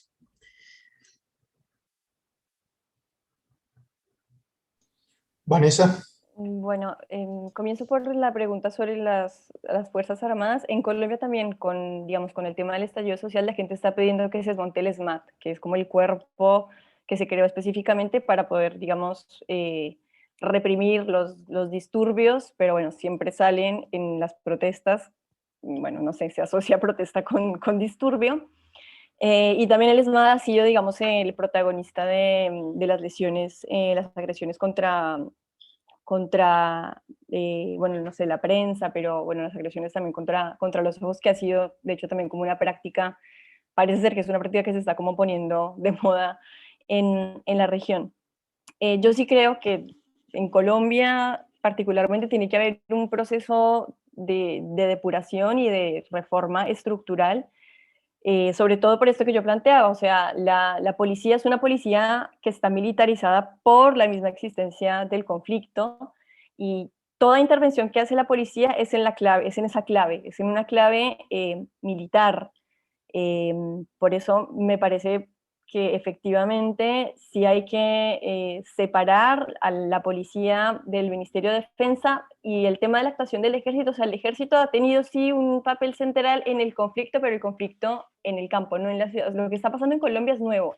O sea, que la policía salga a reprimir de esta manera tan desproporcionada es nuevo. Los militares no han llegado a las ciudades porque se han mantenido en el campo. Puede ser que en algún punto, si se llega a considerar como la situación límite, hagan una actuación en la ciudad, pero me parece que por el momento la decisión política es, bueno, que se mantengan con el tema del conflicto, y esto sí me parece importante remarcarlo por la cercanía y la relación tan estrecha que ha tenido Colombia con Estados Unidos.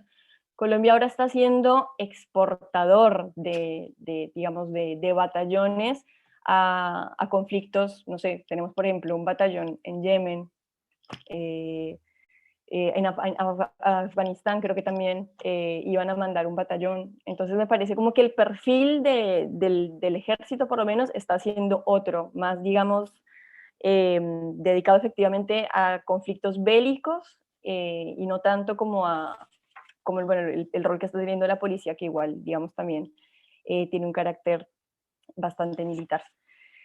Con respecto a la pregunta sobre el Estado, es toda una discusión, porque hay quienes hablan de Estado fallido, hay quienes hablan de un Estado, digamos, en proceso todavía de formación, hay quienes hablan inclusive de la existencia de un paraestado, ¿no? O sea, como las decisiones importantes no se toman al interior del Estado, sino se toman en el paraestado, porque efectivamente cuando hablamos de grupos paramilitares que están, digamos, apoyados por sectores económicos, donde un sector económico importante es el narcotráfico y además es un país donde las zonas grises de acumulación están multiplicadas, o sea, estamos hablando, ahí me pongo un poquitito como más en abstracto, que al interior del bloque de poder la facción dominante es la facción del narcotráfico, efectivamente entonces las decisiones se tomarían, digamos, como en ese lado y no tanto en, digamos, como en el Estado, en el aparato del Estado, como se puede, no sé, imaginar o pensar.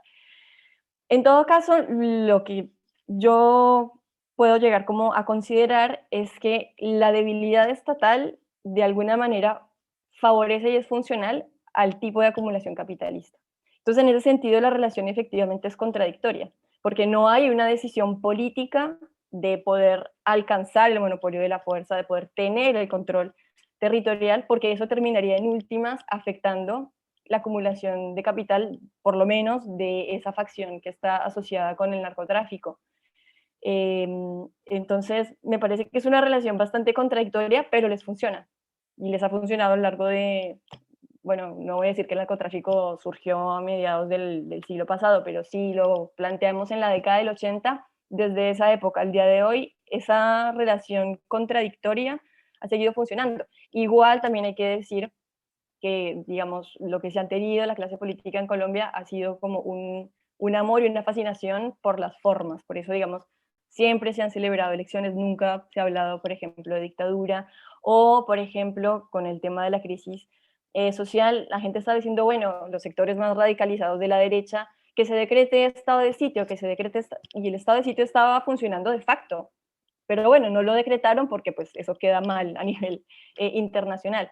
Entonces me parece que también hay una cosa de juego político con mantener las formas, a pesar de que, digamos, en la práctica, efectivamente, el Estado en algunas regiones realmente es inexistente y los que, digamos, mandan, voy a decir un término colombiano, la parada, o sea, los que mandan, digamos, en términos de impuestos, también culturales, en términos de fuerza, son diferentes grupos armados, que igual, insisto, muchos de ellos operan con la complicidad del Estado.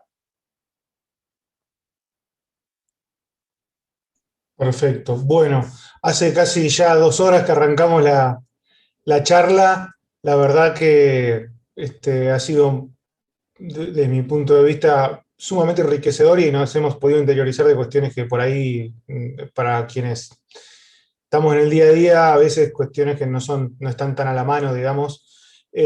Por ahí, bueno, si hay alguna intervención más, le damos lugar, y si no, ya estaríamos cerrando. ¿Alguien quiere intervenir? Perdón. ¿Alguna pregunta? Dale, Eduardo. Sí. No, yo quisiera reflotar un poco la pregunta de Vanessa, que es, sí. Me parece que es muy interesante, en términos de hasta qué punto estos procesos que se están viviendo tanto en Chile como en Colombia pueden favorecer la emergencia de un nuevo sujeto político. Creo que interpreté bien la pregunta de Vanessa, pero me parecería interesante si ustedes nos pueden hacer una breve reflexión. Sí, y hasta qué punto ese sujeto se puede institucionalizar, ¿no? Y hasta qué punto se puede institucionalizar. Dentro de los marcos existentes y de lo que existe, ¿no? Lo cual, a priori, en Colombia parece una cuestión más difícil, más dificultosa. Y en Chile, bueno, tienen el desafío que es la norma máxima de la institucionalidad, que es la Constitución, y bueno, hay que ver cómo surge. Sabiendo, como dijo Andrea, no tampoco es todo, no es que la política y las subjetividades políticas se pueden canalizar absolutamente por las instituciones, ¿no? Le damos la palabra y con esto estaríamos terminando. Digamos, eso obviamente es una gran pregunta. Yo creo que en Chile lo que se dio, hablo obviamente solo de Chile, es un sujeto político. Lo que pasa es que no tiene las formas de los sujetos políticos que digamos, cómo estamos acostumbrados a pensar sujeto político con mayúscula, ¿no? Y ese es, digamos, para mí el gran desafío de pensar algo que yo con los términos, con el vocabulario de autores que trabajé mucho, como Negri y Virno, llamo la multitud. Porque, digamos, es un sujeto que lo es sujeto en la medida en que tiene detrás una unidad en la forma de vida, en los códigos, en la producción de forma de vida nueva, en cierto rechazo, digamos, a los modos de vida que se le impusieron, pero que no tiene la voluntad de converger hacia un uno. En ese sentido lo expresa bien, ¿no? Ahora, yo estoy seguro de que esto ha sido una fuerza hasta acá, digamos. Estoy seguro de que un movimiento más organizado, identificable, como ya dije, hubiera tenido la vida muy, muy difícil. En este momento en el que hay que redactar una constitución y pensar también en las elecciones presidenciales, eventualmente, que no son un acontecimiento secundario, por ahí sí pueden surgir problemas, pero yo no tendería a ver eso. Antes yo en la provocación usé espontaneísmo, pero hay mucha organización abajo. Eso no deberíamos subestimarlo. Lo que estalla el 18 de octubre no surgió solo como el sol. Retomo acá la palabra con la cual Edward Thompson describió la emergencia de la clase obrera inglesa, ¿no? Ahí, digamos, es el punto donde confluyeron y estallaron sobre algo bastante puntual y, si queremos, banal, como un aumento mínimo del subte, unas tramas políticas que venían tejiéndose hace mucho y que ya habíamos visto en el 2006 con el movimiento Pingüino. No sé si fue tan famoso acá el movimiento Pingüino de los estudiantes secundarios.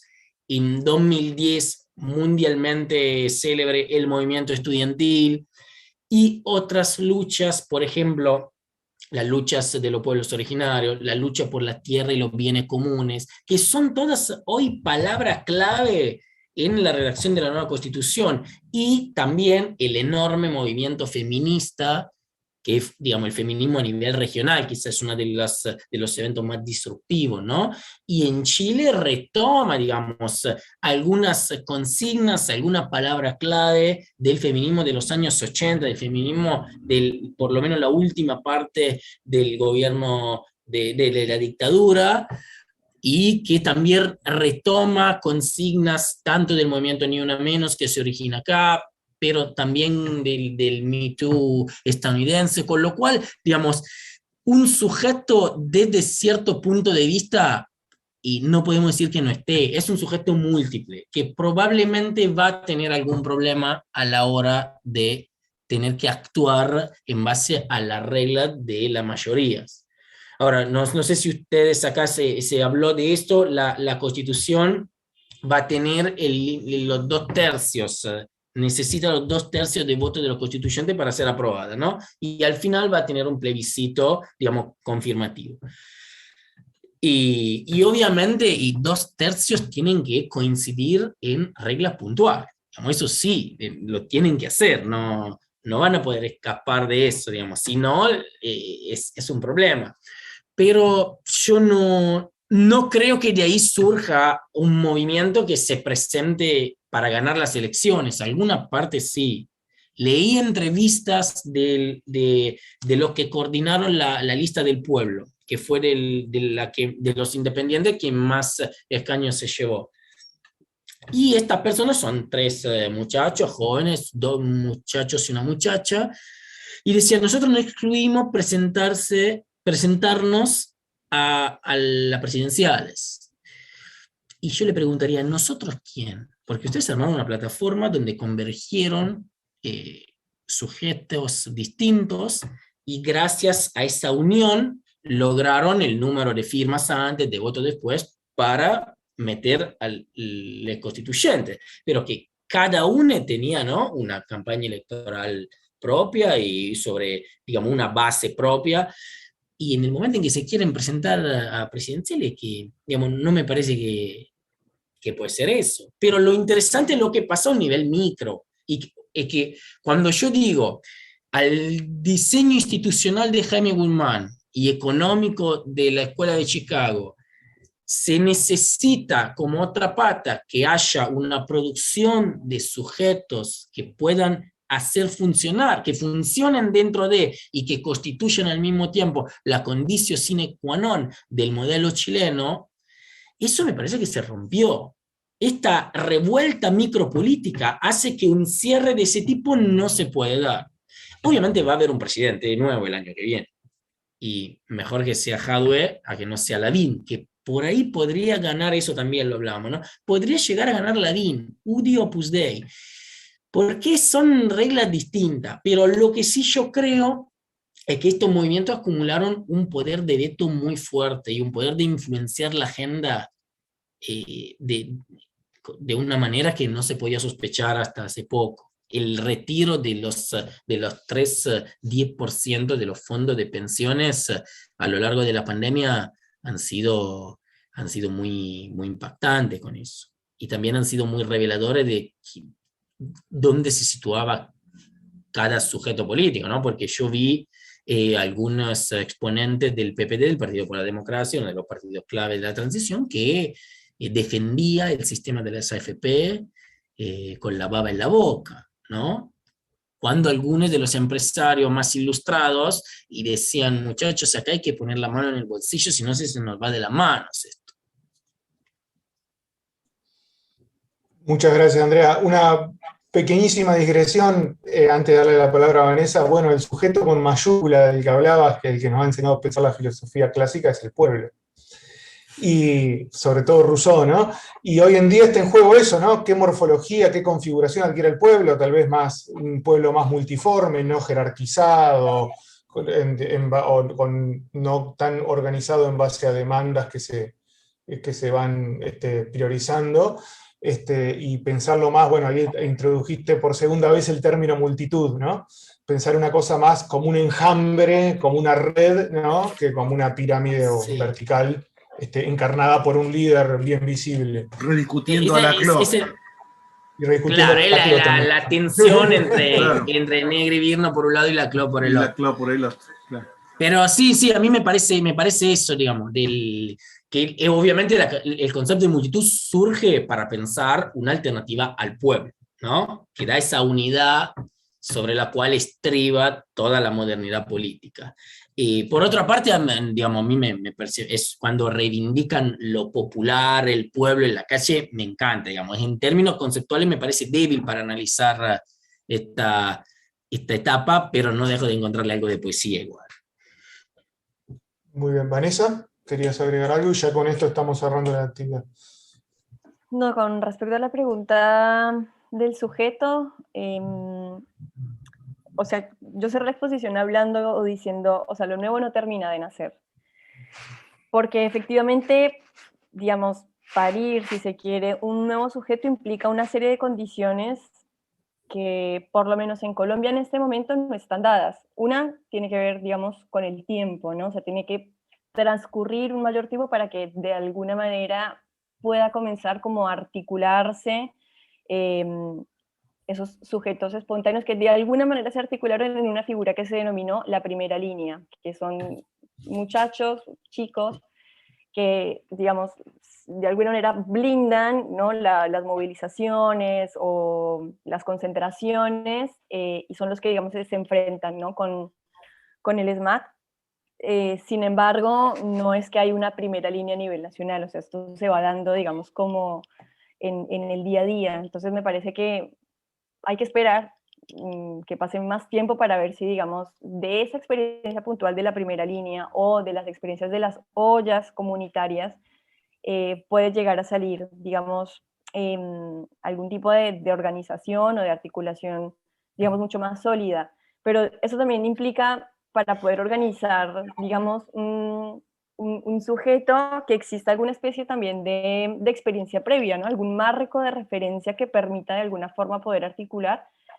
Y como también lo mencioné, lo que está pasando en Colombia es inédito. Entonces no hay o sea, no hay, digamos, como un pasado, o no hay algún referente, ni siquiera medianamente cercano, al cual, digamos, recurrir para tratar de consolidar ese nuevo sujeto. Estaría de pronto la posibilidad de articular con, digamos, con el sindicalismo, que de alguna manera igual es un sujeto bastante débil, y también, digamos, yo creo que no logra representar efectivamente como por lo menos las demandas de muchos de los sujetos que salieron a protestar, especialmente jóvenes, desempleados, sin posibilidad de estudio, de trabajo digno y de una vida digna prácticamente.